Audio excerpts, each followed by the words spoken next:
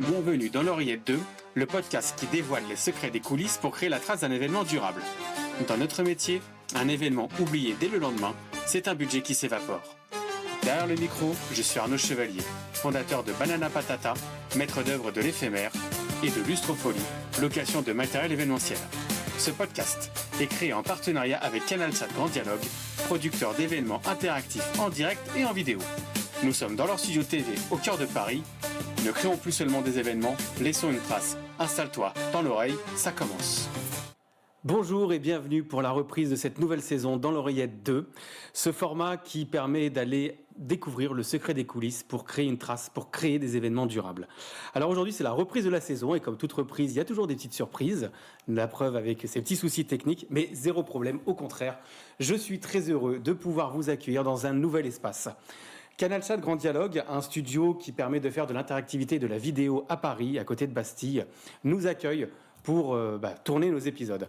Alors aujourd'hui, pour cette reprise de saison, c'est un nouveau format, c'est un format magazine, et je suis accompagné des deux chroniqueurs historiques, Ophélie et Benoît, qui sont avec moi aujourd'hui, et on va entamer une discussion. Ça va être un format de discussion que vous pourrez retrouver aussi en enregistrement sous forme de podcast sur toutes vos plateformes audio. Mais cette discussion, elle va d'abord commencer par cette phrase-là, par cette information-là. Demain commence Event Cannes. Bon. Tous les professionnels du secteur le savent, mais il y a une question fondamentale qui est posée sur une des conférences qui est « L'agence événementielle a-t-elle encore une valeur ?»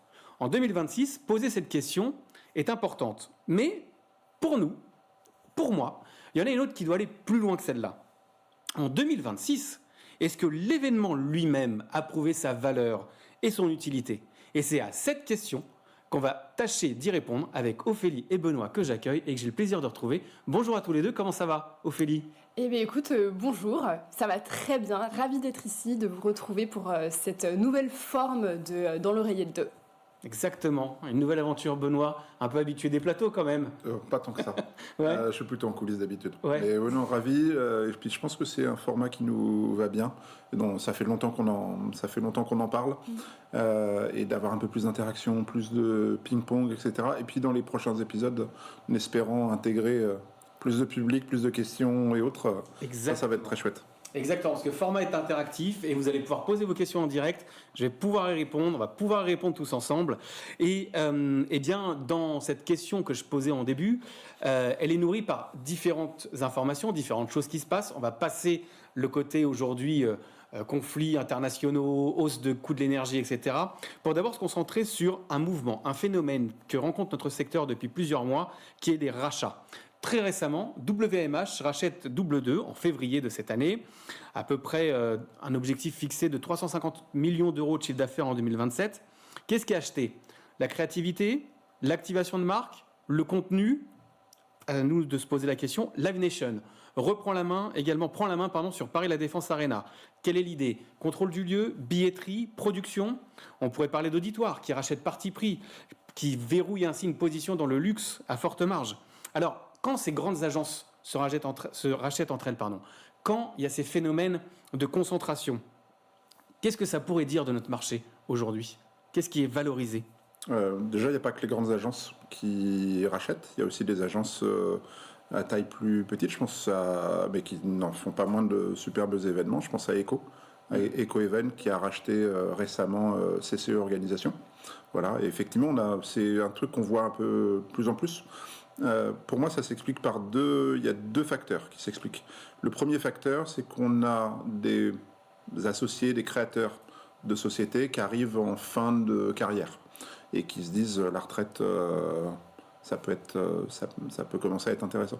Toutes les sociétés là que tu as pu citer, d'autres achetées par WMH ou d'autres, elles sont aussi un peu dans ce cas-là. Après, il n'empêche qu'il y a quand même des besoins de se regrouper de manière beaucoup plus forte. Ce que je vois moi, c'est qu'on est sans doute un peu dans la même logique que les distributeurs français qui créent ou qui ont fait en sorte d'avoir des plateformes d'achat européennes pour pouvoir maximiser, ou en tous les cas maximiser les achats et minimiser les coûts. Comme a fait Super U en se rapprochant avec la plateforme Leclerc par exemple, qui est là-dessus. Mais là-dedans, Ophélie, est-ce que tu peux peut-être avoir un point de vue sur ce qui se négocie? C'est quoi? Est-ce qu'il y a peut-être quelque chose qui est difficile à vendre derrière? C'est un peu polarisant comme question, ce que je suis en train de poser, mais ça montre quelque chose. Mais quoi? La question est dure, là, je t'aide pas. Écoute, pour moi, c'est vraiment le fait de rassembler plusieurs segments des professionnels qui vont être vraiment pros sur différents segments.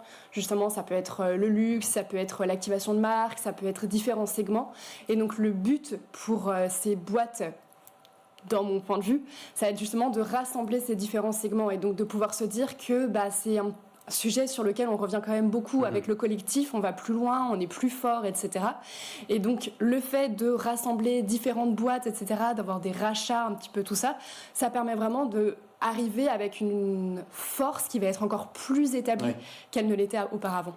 C'est l'objectif de WMH, avoir discuté avec les sociétés qui peuvent être rachetées ou tout ça.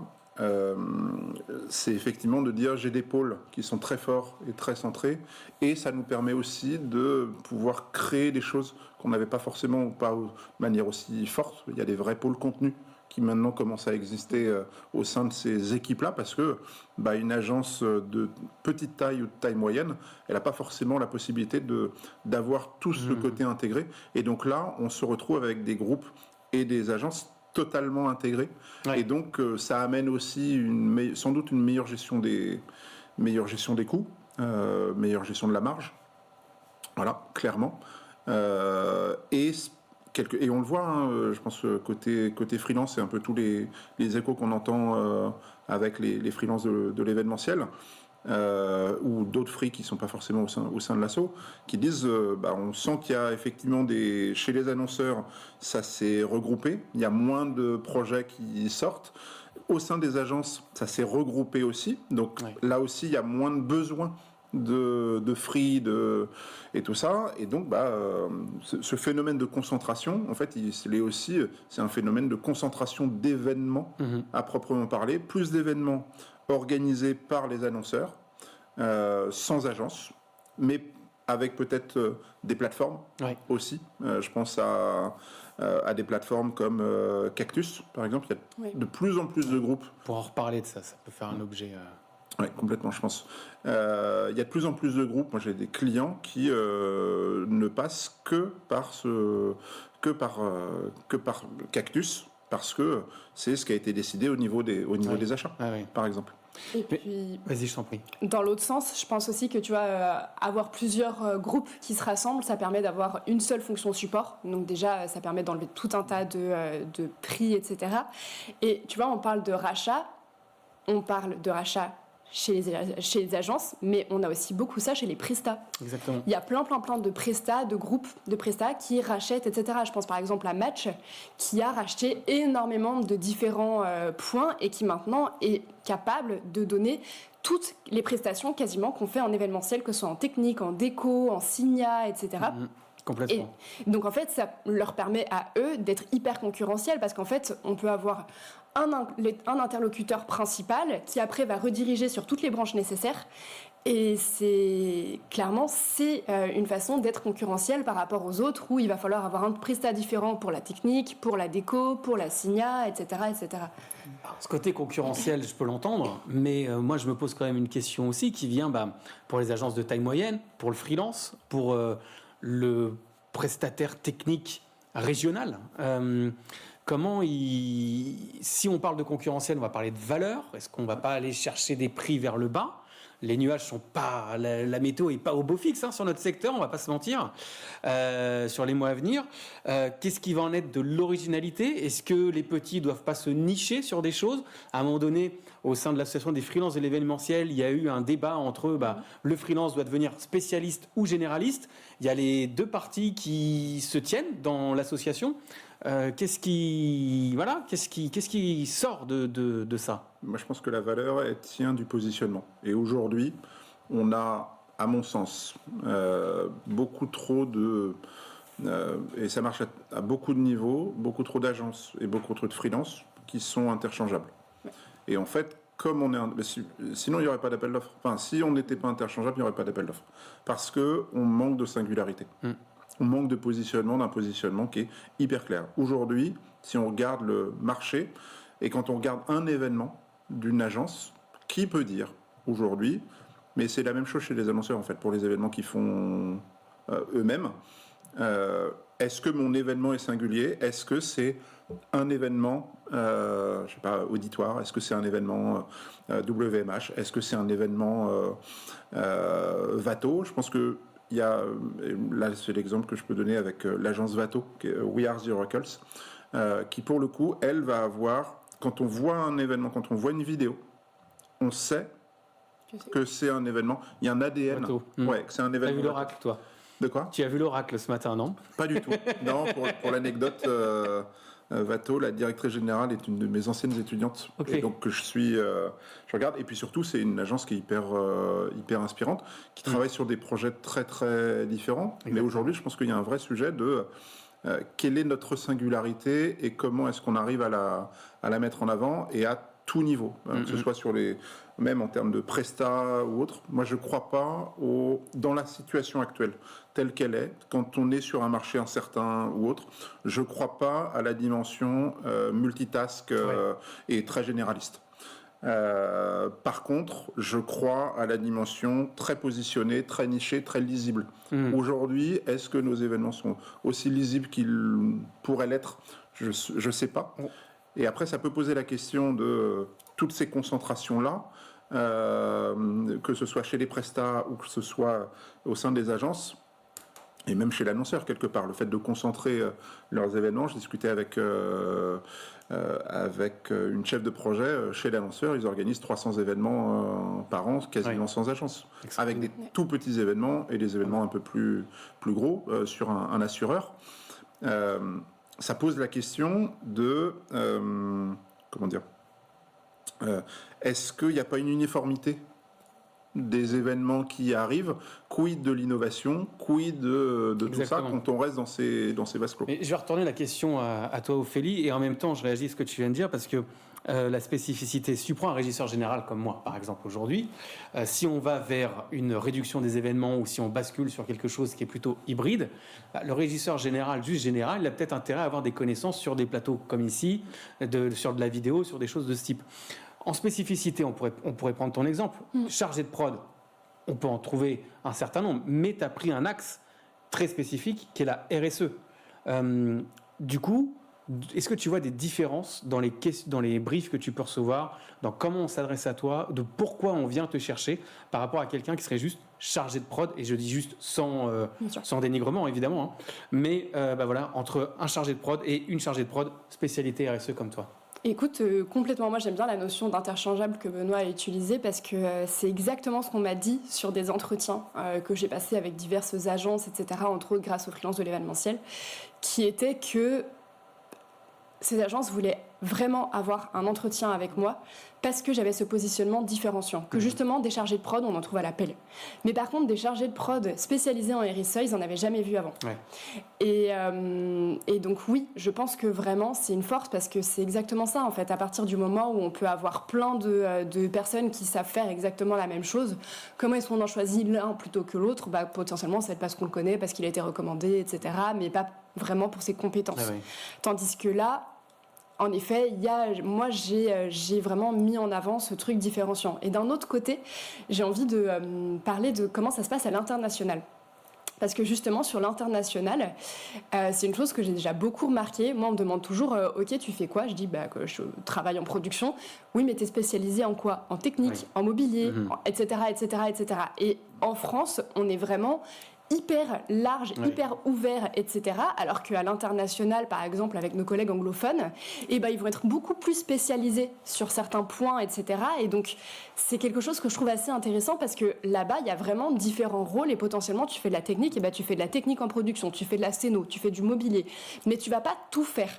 Et donc, c'est vraiment un point que je trouve assez intéressant. T'en penses quoi, Benoît ? Ouais, c'est ce que, sur le côté international, c'est ce que je vois avec Matt Régnier, qui a lancé Source Locally et qui est une super solution Et franchement, enfin, j'invite tout le monde tous ceux qui font des événements internationaux, à aller le contacter, parce que la solution Source Locali, c'est vraiment comment je fais en sorte d'avoir confiance dans les personnes que je vais prendre, et pas tiens, on m'a parlé d'un pote ou machin. En fait, on peut plus. On est dans une industrie, et donc si on est dans une industrie, il va falloir, il faut qu'on ait des standards de faire, d'organisation, etc.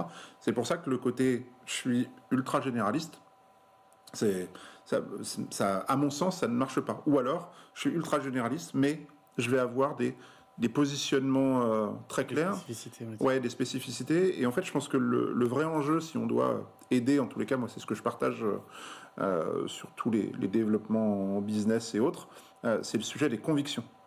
En fait, aujourd'hui, il faut qu'on vienne et qu'on arrive à tout niveau, agence, prestataire et partenaires, freelance, lieux, etc., avec nos convictions, et qu'on soit capable de les porter. En fait, on ne vient pas travailler avec nous parce qu'on aime ce qu'on fait, et parce qu'on fait ce qu'on fait.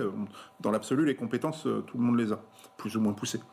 Mais on vient travailler avec nous parce qu'on aime ce qu'on fait, on aime la personne qui est derrière, et on partage les convictions. On a des points de rapprochement et des points d'achoppement. Et je pense que si on arrive à travailler justement ces convictions-là, elles vont pouvoir réémerger derrière sur l'événement, et de dire c'est un événement de un tel ou un tel, parce que les convictions qui sont portées, elles sont là. Moi, mes convictions sur un événement, c'est un événement qui est bien plus participatif qu'un événement classique. C'est un événement qui est bien plus rythmé que ce qu'on pourrait avoir, qui va capitaliser plutôt sur des sujets presque de science, d'état d'esprit, sciences cognitives, etc. Et pas un truc au petit bonheur la chance de j'ai vu ça pendant 20 ans. Mais alors, j'ai une remarque avant de revenir un peu sur notre cœur de sujet, mais la question de cette valeur, de cette conviction, de cette spécificité, dans ma réflexion du coup personnelle de positionnement, c'est vrai que maintenant, on voit apparaître maître d'œuvre de l'éphémère sur mes communications. Mais l'idée du maître d'œuvre, elle est vraiment associée au bâtiment. Tu disais chargé de prod, spécialité RSE. Pour ma part, ce que je vois, c'est que le régisseur ne doit plus faire que de la régie. Il doit être en capacité d'être conseil de prestataire ou de directeur technique, en support du directeur technique.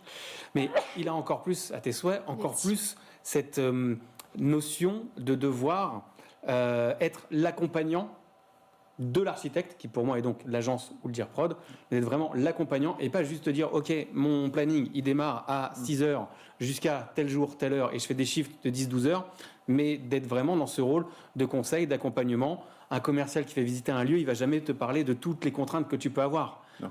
Il faut intégrer le régisseur à ce moment-là parce qu'il est capable de te voir qu'est-ce que tu as comme sortie, si tu n'as pas de directeur technique, sortie de secours, etc. Bref, tout le type de contraintes. Mais là, c'est même plus un positionnement en termes de compétences que tu as. C'est déjà comment tu le communiques, comment tu le dis. Et si tu dis je fais de la régie, on va s'arrêter à te dire je t'appelle pour venir faire l'event et t'es pas en prod. En fait, tu as ton savoir, ta capacité à faire, ton savoir-faire, et le dernier qui est essentiel, c'est de faire savoir.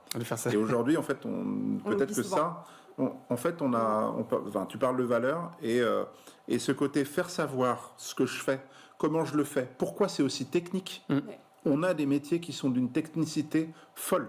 Et pourtant, on a toujours montré à nos clients que c'était facile. Un événement, c'est facile. Non, un événement, ça n'a rien de facile. De gérer le timing, de gérer... on discutait avec un intervenant il n'y a pas longtemps qui me disait vous êtes des magiciens de l'éphémère, et vous êtes vraiment des magiciens. Il y a la magie, le truc qui se passe. Et je pense que ça, réussir à le mettre en avant, à le faire grandir et à travailler ça, on sera plus fort. Ouais.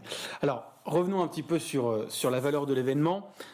Aujourd'hui, est-ce qu'il y a un mimétisme événementiel ? Est-ce qu'on fait une convention parce que tout le monde fait une convention ?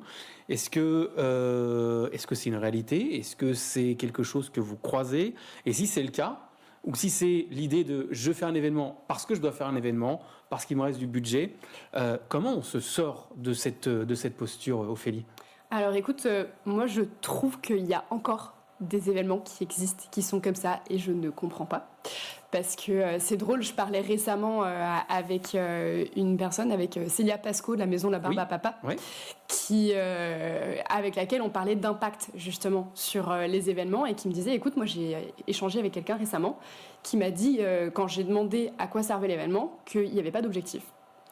Et on s'est regardés toutes les deux et on est d'accord, c'est étrange quand même de ne pas avoir d'objectif pour un événement, et en fait ça arrive encore. Et donc ça, vraiment, moi c'est un truc qui me dépasse un peu, parce que si on n'a pas d'objectif, on ne peut pas savoir si l'événement a fonctionné, etc. Donc on ne peut pas mesurer l'impact. Donc vous avez parlé tous les deux d'éphémère tout à l'heure. Moi je suis pas tout à fait d'accord sur le fait que l'événementiel c'est éphémère, parce que c'est censé avoir un impact à long terme. Ouais, je suis d'accord. Mais on caractérise souvent l'éphémère comme ça. Pour répondre, j'ai discuté avec une cliente qui fait des événements internes, cliente en direct, etc. Et qui me disait, en fait, moi je me retrouve à faire des événements où je n'ai pas d'objectif. C'est-à-dire que les managers, les top directeurs, directrices arrivent, mais ne donnent pas d'objectif, ils ne savent pas quoi faire. Donc souvent, il y a des problématiques de j'ai un budget à écouler, à finir, parce que si je ne l'écoule pas maintenant, je ne l'aurai pas l'année prochaine. Donc en fait, on est sur ce côté-là, et donc je vais faire un événement, mais je ne sais pas ce que j'ai envie d'y raconter. Et souvent, on peut avoir même des trucs où on a des briefs. Moi, je le vois à mon niveau. Les agences reçoivent des briefs, et derrière, on vient nous dire, une fois qu'on a rendu le brief, ah bah finalement, on ne va pas faire l'événement. Et parce que les objectifs n'ont pas été posés, ou alors que c'est le responsable événementiel côté entreprise qui n'est pas allé demander à ses supérieurs ou à ses donneurs d'ordre si c'était bien le bon positionnement, si c'était bien les éléments. Et en fait, c'est un mal, c'est un vrai mal. Et aujourd'hui, je pense que pour moi, derrière ça, il y a le sujet de l'appel d'offres, de comment on le traite, etc. De quelles questions on pose, comment on vient le caractériser, et peut-être que ça aujourd'hui c'est des choses qui ont pu évoluer, etc. Mais tant qu'on n'arrivera pas à innover dans cette partie-là, à travailler les questions ou autres pour peut-être, je sais, j'irai même pas jusqu'à dire il faut travailler la co-construction et machin, parce que ce serait super, mais on n'en est pas là. On en est loin. On en est très très très très loin. Déjà, quand on aura des appels d'offres rémunérés, on pourra discuter. Et donc, je pense que on a tous ce côté comment on crée et on conçoit l'événement, et quelles questions on pose, et comment on aide les donneurs d'ordre, en tous les cas nos parties prenantes chez l'annonceur, à poser des questions au niveau des donneurs d'ordre, etc. Et peut-être qu'on a des sujets de comment je fais vivre des événements autres, peut-être, et comment je fais vivre mon événement signature d'une certaine manière en tant qu'agence ou en tant que collectif ou autre, pour que les donneurs d'ordre comprennent. Et je pense qu'il y a un deuxième sujet qui est le fait que les donneurs d'ordre sont encore un peu dans le passé, parce qu'ils n'ont pas appris. Ils savent pas ce qui est possible de faire, c'est quoi les nouveautés, c'est quoi les innovations, pourquoi est-ce qu'on fait comme ça, parce que dans leur logiciel, ça a toujours été comme ça. Je fais une plénière qui fait 3 heures ou 2 heures et demie sans pause, et c'est normal. Alors justement, par rapport à ça, je vais te donner ma lecture. De mon point de vue, c'est parce que personne n'a mesuré jusqu'à aujourd'hui la valeur d'un événement réellement, alors qu'il y a des outils qui existent. On ne les met pas en place. On peut faire des enquêtes à chaud, des enquêtes à froid, on peut faire du suivi de comportement post-événement, on peut faire des analyses de leads générées par rapport au fait qu'on ait emmené une équipe commerciale ou autre. On peut regarder la cohésion des équipes dans le temps. Les outils, ils existent, ils sont là. J'ai la chance d'avoir à la fois de la production et de la conception autour de cette table. Pourquoi ils ne sont pas systématiques ? Parce que je pense qu'ils ne sont pas connus pour la plupart. Parce qu'on est le nez dans le guidon. Quand on regarde là, si on regarde sur les quelques dernières années, les équipes, elles sont rincées. En fait, on s'est fait matraquer par un événement où on a 3 semaines pour produire, et parfois moins. On a eu tellement d'événements, il y a des rebondissements partout, on s'investit à fond. Donc en fait, c'est pas qu'on n'a pas envie ou que les organisateurs ou autres n'ont pas envie, même côté agence, c'est juste que il n'y a pas le temps. Il n'y a pas forcément d'espace, de liberté. Je ne sais pas ce que vous en pensez. Moi, je verrais 2 choses dedans. Déjà, il y a le on a toujours fait comme ça. Et on a toujours fait comme ça, on peut le mettre à toutes les sauces pour tout et n'importe quoi. Hein. On peut le mettre sur ça, on peut le mettre sur la façon de consommer l'énergie, sur les transports, sur tout ce que vous voulez. Et il y a aussi oui, mais c'est trop compliqué. Parce qu'à chaque fois, on estime que mettre en place des questionnaires à chaud, à froid, aller solliciter les gens pour pouvoir avoir des réponses, etc., c'est trop compliqué. Oui, non, mais de toute façon, personne ne répondra, etc. Alors que potentiellement, il y a des façons pas si compliqué de pouvoir mettre ça en place. Je prends l'exemple, par exemple, d'un événement quand j'étais étudiante sur lequel moi j'ai été bénévole et où mon taf en tant que bénévole, c'était d'arrêter les gens sur le festival et de faire un questionnaire de 3 minutes avec eux pour savoir d'où ils venaient, comment est-ce qu'ils avaient connu tout un tas de questions comme ça. Et en fait, moi, sur 6-7 heures, je sais pas, je devais avoir au moins une 60aine de questionnaires remplis. Et donc, en fait, c'est justement grâce à ça qu'on peut avoir de la donnée et donc avancer sur l'impact de l'événement lui-même. Mais Pardon. En fait, pour moi, l'impact, il vient effectivement, il peut venir pendant, mais il y a des idées très simples à mettre en place sur l'après. Après, oui. Et en fait, qui se cumulent aussi à l'avant. Ouais. Moi, ce que je conseille à mes clients, et ça a l'air d'être une révélation pour eux, mais c'est les focus group.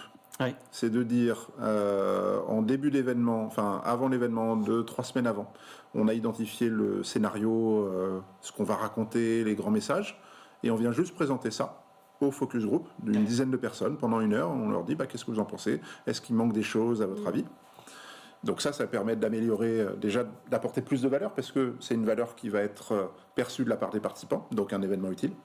Et ensuite, on se reporte 3 semaines, 1 mois après l'événement, et pas juste 48 heures après avoir envoyé un questionnaire de satisfaction. On va refaire un focus group ou des focus group sur qu'est-ce que vous retenez. Là, on est 1 mois après, qu'est-ce que vous avez retenu ?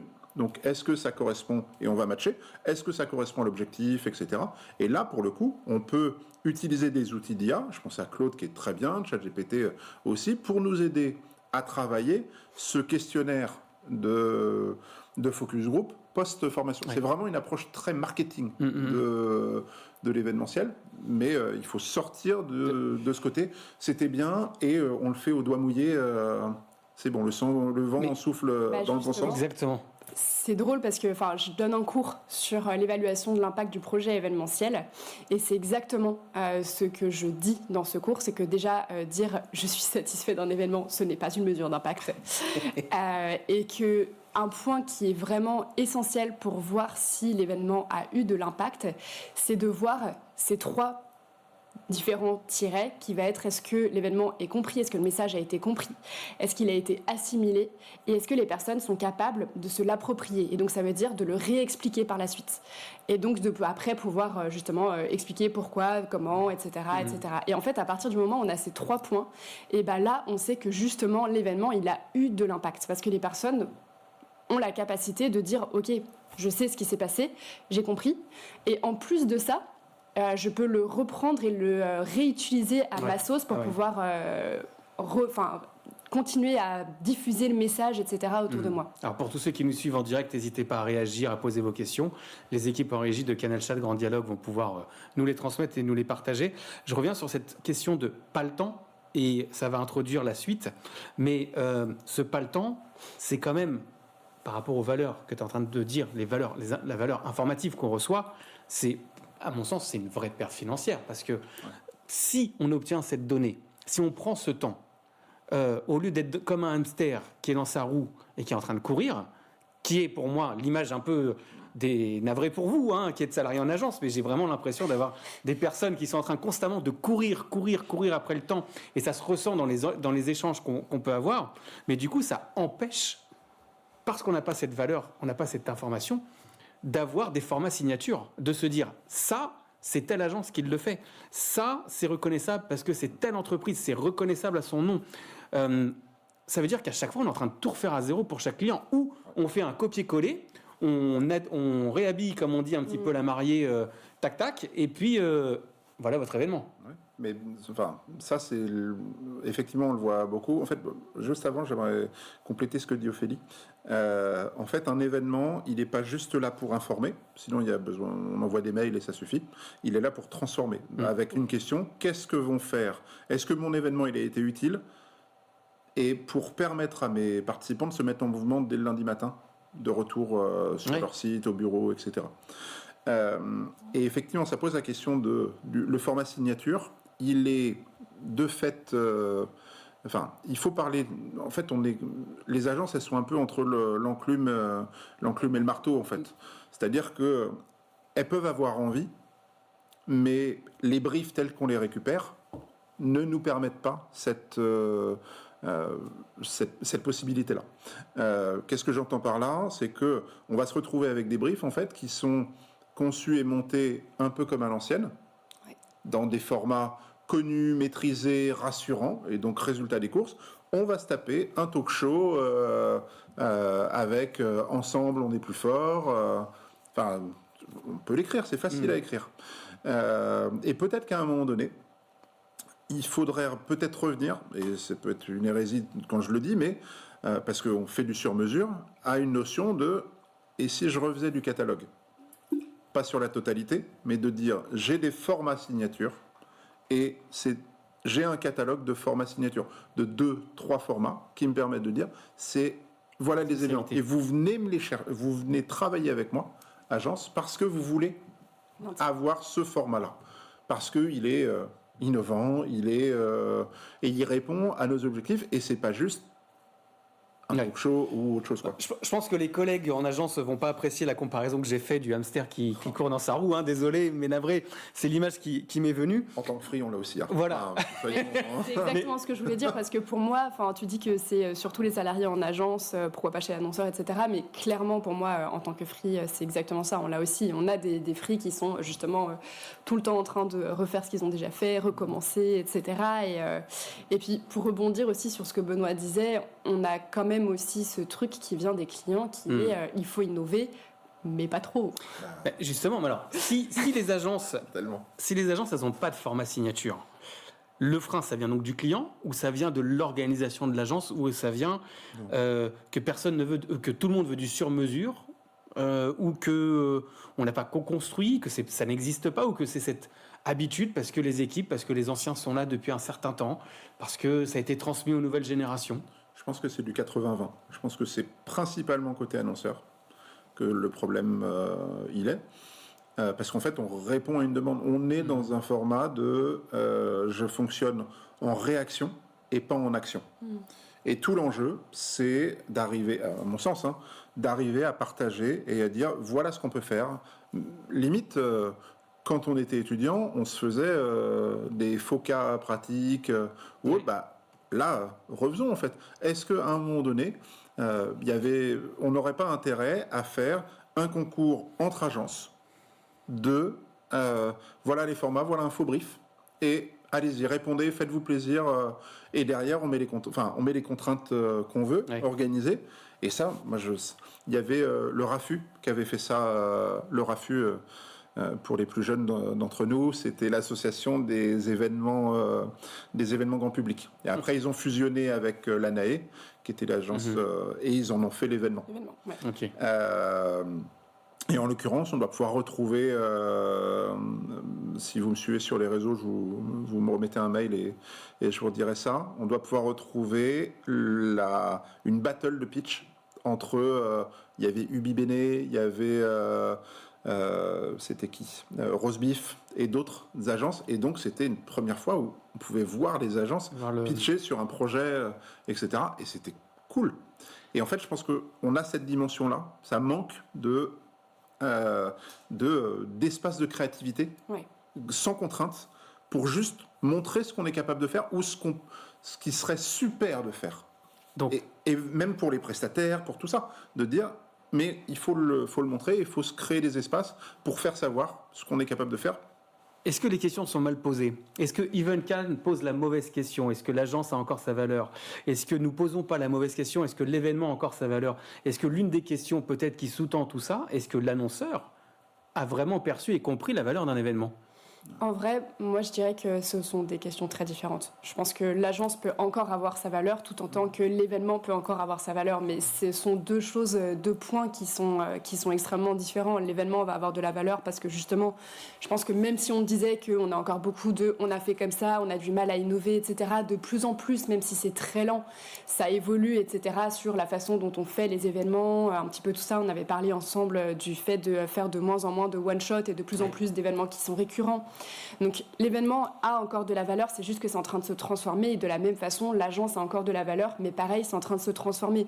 Potentiellement peut-être que l'annonceur va plus faire appel à des agences pour des événements qui vont être plus gros, etc., où il y aura plus d'enjeux, tandis que pour des plus petits événements, ils se diront que c'est quelque chose qu'ils arrivent beaucoup mieux à faire eux-mêmes. Okay. Donc pour moi ce sont des questions qui sont différentes et on peut dire oui aux deux. Après on est juste dans une phase de transition dans laquelle on est quand même assez régulièrement en événementiel. Ouais. En fait, là, on est dans une phase de transition parce qu'on a l'IA, parce qu'on a les plateformes. L'IA, aujourd'hui, elle permet de créer plein de trucs, mais à des vitesses folles. Après, est-ce que c'est de qualité ? Pas sûr à 100%. C'est pas bien drivé. Et puis, il y a le côté plateformisation. Aujourd'hui, l'agence, elle perd petit à petit la valeur parce que elle a, pas la totalité, sur des parties, parce qu'elle n'a pas forcément réussi à prouver l'impact qu'elle pouvait avoir et qu'elle pouvait générer. Parce qu'on n'a pas mesuré les événements, ce que tu disais avant. Donc effectivement, est-ce que les questions sont bien posées en vrai à des niveaux divers ? Oui, on doit se les poser, de comment est-ce qu'on fait mieux, comment est-ce qu'on va plus loin, comment collectivement on arrive à retrouver des choses et à combattre un peu le statu quo dans lequel on était. Là, quand on regarde, il y a des agences un peu plus, jeunes qui arrivent, je pense à des Unexpected, des Shab ou autres, qui essayent des Moon Event ou autres, dont on entend un peu moins parler, peut-être, mais qui essayent de proposer des choses.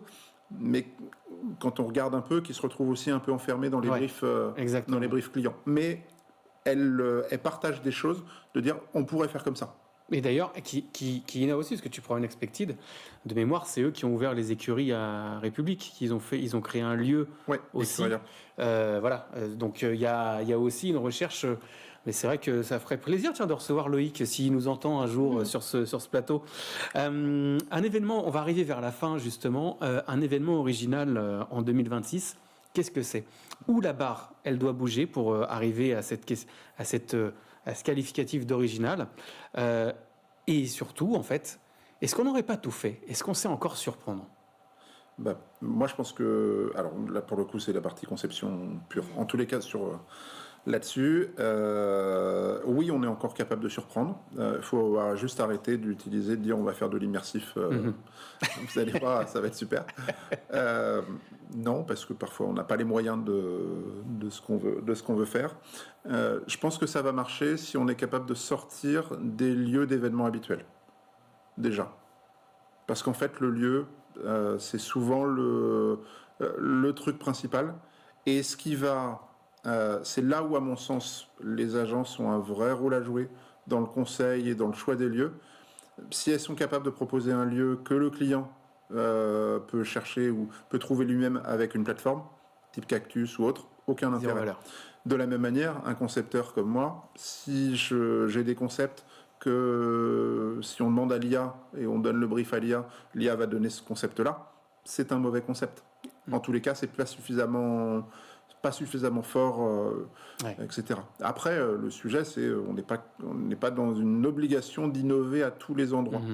Mais par contre, il faut être capable de bousculer les codes. Moi, il y a 5 niveaux d'événements. Il y a un premier niveau qui est celui de l'événement logistique et prod. Donc, concrètement, j'ai réservé un lieu, j'ai réservé un DJ, un traiteur, mais pas plus que ça. Niveau 2, c'est l'événement concept. J'ai un concept. Par exemple, je sais pas, les cinq sens, d'accord, la bouche, l'odorat, l'ouïe, etc. Et je vais avoir des animations spécifiques pour chacune des 5 sens. Mais je raconte pas l'histoire. Niveau 3, j'ai l'événement storytelling. Je raconte une histoire. mais ça reste quand même très descendant. C'est les formats TED, les événements TED, typiquement, c'est ça. Niveau 4, je vais être dans un format qu'on va appeler le story living. Je fais vivre l'événement à mes participants, pleinement. C'est là où on peut rentrer sur cette notion d'immersif, un peu plus. Et enfin, niveau 5, mais c'est sans doute les plus complexes à concevoir, parce que ça demande un lâcher-prise plus important, c'est ce qu'on appelle les événements story making. Et en fait, moi, organisateur, je mets en place pour mes participants les conditions de succès, et c'est eux qui vont construire l'événement. Je vous donne un exemple.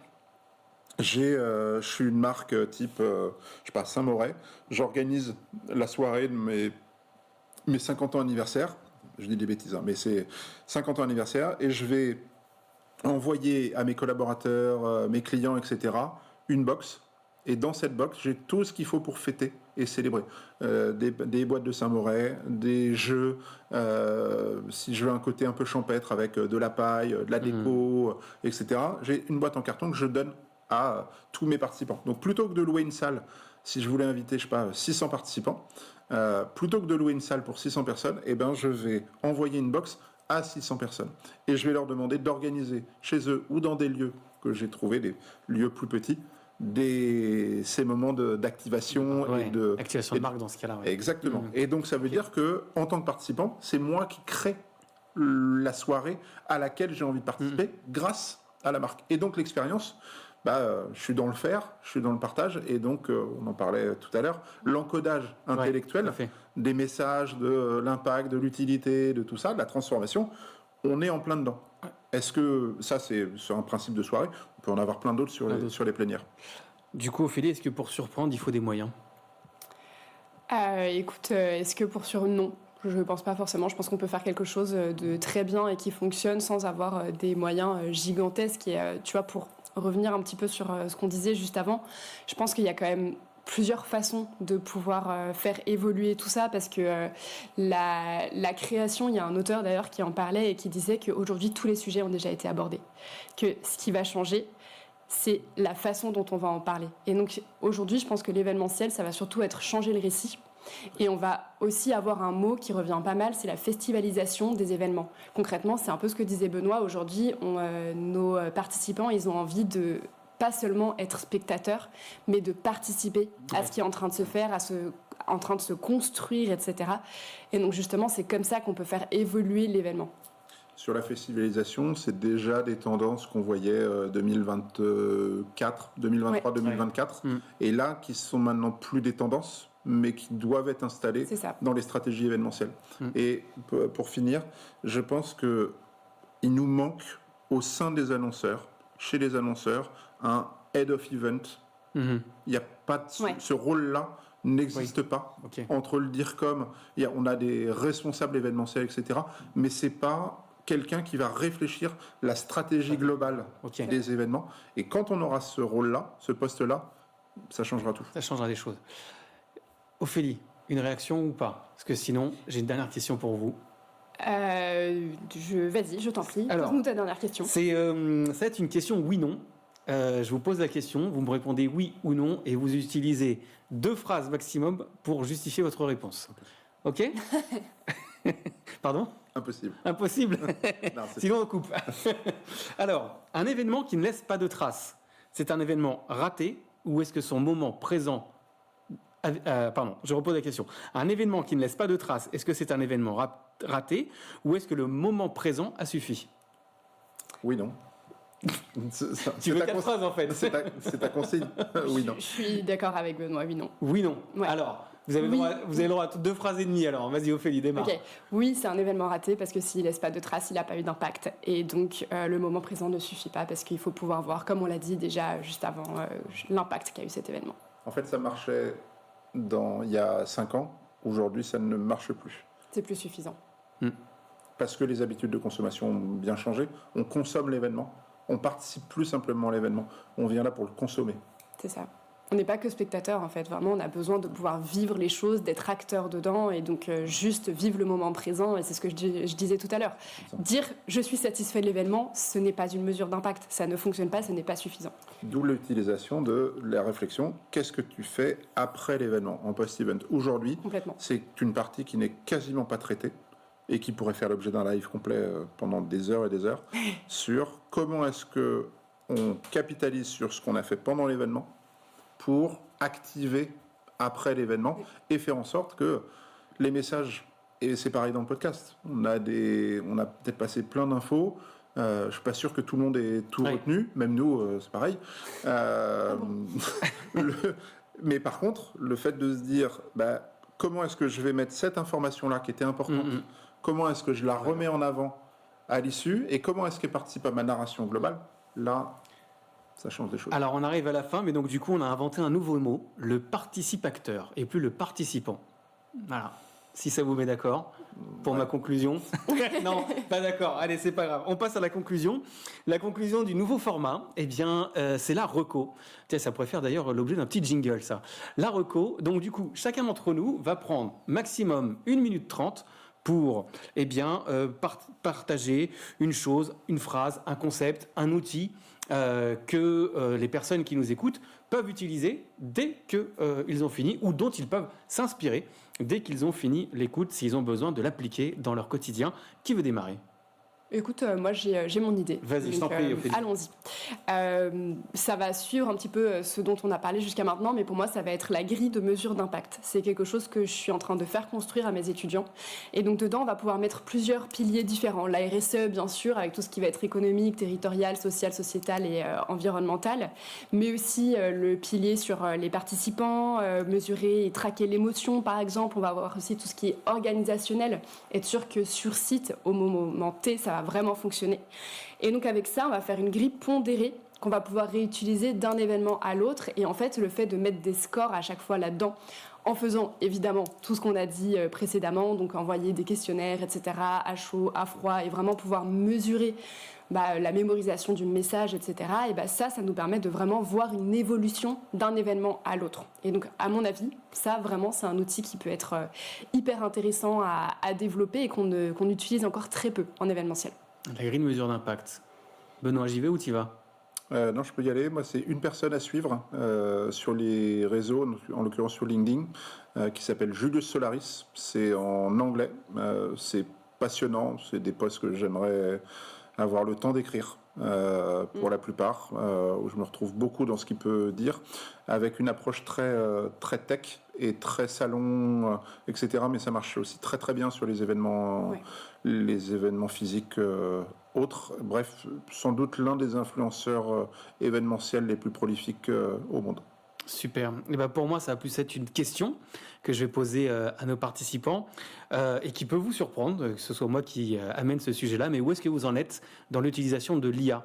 Est-ce que vous en êtes encore à l'utiliser comme une personne à qui vous parlez, un assistant, ou est-ce que vraiment vous l'utilisez comme un agent, comme quelqu'un qui est capable de vous apporter un conseil, vous construire un outil, et notamment, pourquoi pas construire un outil pour évaluer votre logistique, savoir combien de temps ça va vous prendre, calculer vos coûts de transport, le temps humain, etc., etc. Est-ce que vous êtes posé cette question, ou est-ce que vous avez déjà entamé cette réflexion de se dire comment je peux aller encore plus loin avec l'intelligence artificielle ? On pourra en parler au cours d'une autre émission. Ophélie, Benoît, merci pour ce retour de ce premier épisode de la saison 2. Avec plaisir. Vos impressions en plateau ? C'est bien, je trouve que le format est plus agréable, je suis mieux que chez moi. Ouais. Non, mais on sent il y a plus de convivialité, non pas qu'il n'y en avait pas avant, mais il y a plus de convivialité.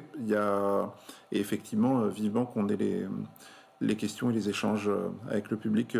Ce sera vraiment encore plus chouette. Exactement. Complètement. L'interaction, je trouve que c'est très très agréable de plus être séparés par nos écrans chacun, etc. Ouais. Il y a une autre énergie, et d'ailleurs, on a eu un petit commentaire de Monsieur Burdet, Michael, de son prénom, coprésident de l'association des freelances de l'événementiel, que je remercie pour son commentaire, qui nous a dit le trio de choc, le feu. Voilà. En tout cas, Mika. Merci Mika. Merci à vous deux. On a essayé de répondre donc à cette question. Est-ce qu'un événement, est-ce que l'événement lui-même a prouvé sa valeur et son utilité pas très simple comme réponse à trouver. On a parlé de spécificité, de conviction, de temps également à pouvoir mettre. Mais ces conversations-là, on va continuer à les tenir dans des prochains épisodes. En tout cas, merci de votre présence, de votre écoute. Merci à Canal Chat pour son accueil dans le studio. Cet épisode, vous allez pouvoir le retrouver sur toutes les plateformes audio.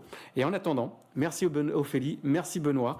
Et ne manquez pas le replay. Et je vous dis à très bientôt dans l'oreillette de notre prochain invité. Un immense merci d'avoir écouté Dans l'oreillette 2, le podcast qui dévoile les secrets des coulisses pour créer la trace d'un événement durable. Nous croyons au pouvoir des idées, des rencontres et de la transmission pour faire évoluer notre secteur. Merci également à nos invités pour leur partage ainsi qu'à nos chroniqueurs.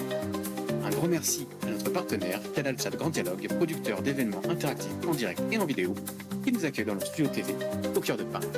Ce podcast est produit par Banana Patata, maître d'œuvre de l'éphémère et soutenu par Lustrofolie, location de matériel événementiel. Retrouve-nous sur bananapatata.fr, en podcast et sur tous nos réseaux sociaux. Rendez-vous très prochainement pour un nouvel épisode dans l'oreillette 2, notre prochaine émission.